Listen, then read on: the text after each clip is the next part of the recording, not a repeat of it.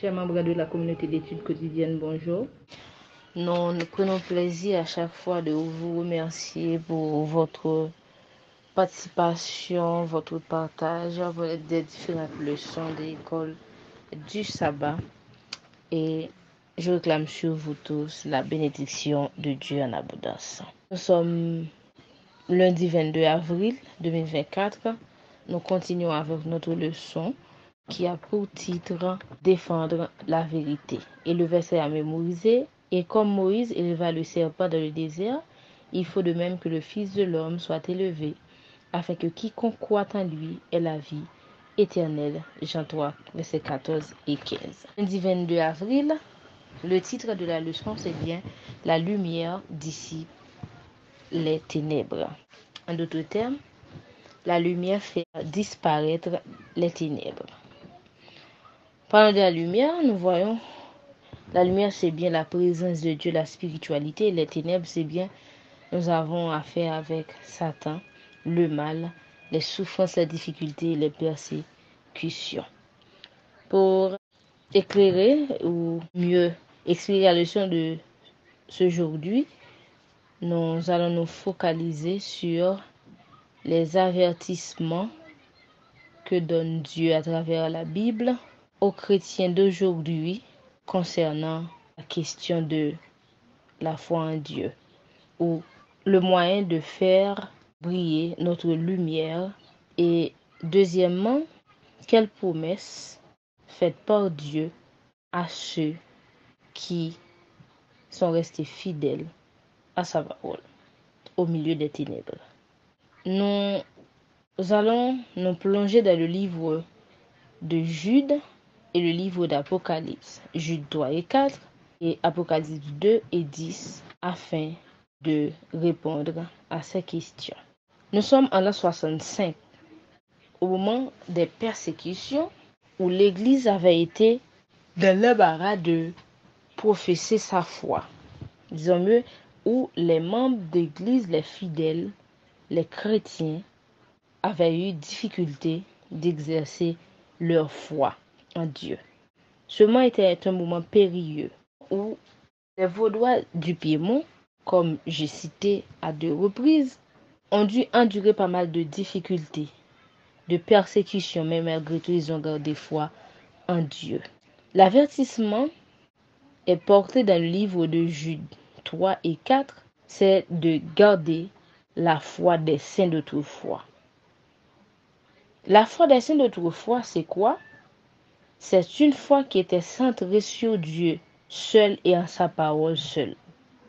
Une foi qui était centrée sur Dieu et en sa parole seule.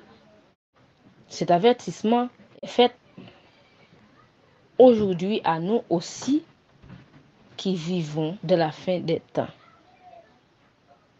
Nous devons toujours garder la foi des saints afin d'éviter quoi? Les impies qui sont parmi nous à l'intérieur de l'Église, par au dehors, et d'éviter aussi des personnes qui se donnent à la débauche, en d'autres termes à la dissolution, aux conduites immorales, des choses contraires aux personnes qui professent de servir Dieu. Les impies, ce sont des gens qui méprisent la parole de Dieu, des gens qui méprisent les serviteurs de Dieu, des gens qui professent des paroles contre le Très-Haut, qui blasphèment, qu'on peut dire. L'avertissement porté dans Jude 3 et 4, à nous qui sommes vivants aujourd'hui, nous devons prendre garde et de toujours garder la foi des prophètes afin d'éviter ces gens-là.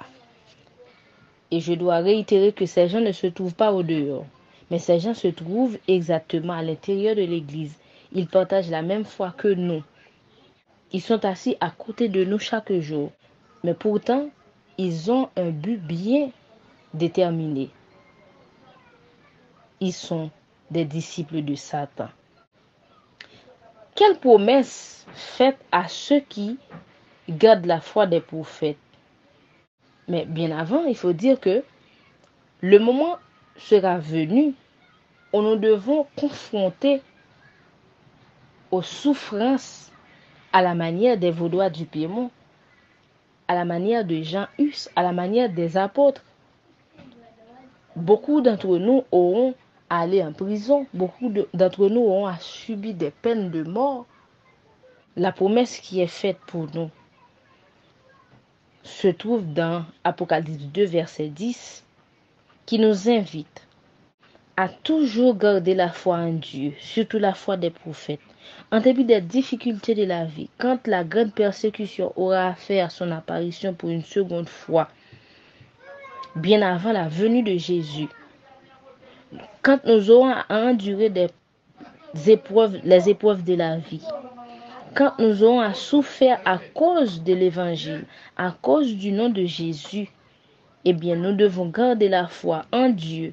Nous devons vivre à l'exemple de Joseph qui n'a pas souillé son corps. Nous devons vivre à l'exemple de Job. Nous devons vivre à l'exemple d'Élie. Et la promesse, c'est que Dieu nous donnera la couronne si nous luttons jusqu'à la mort. La couronne, nous l'aurons quand Dieu reviendra sur les nuées du ciel et que nous aurons à passer toute notre vie avec Dieu.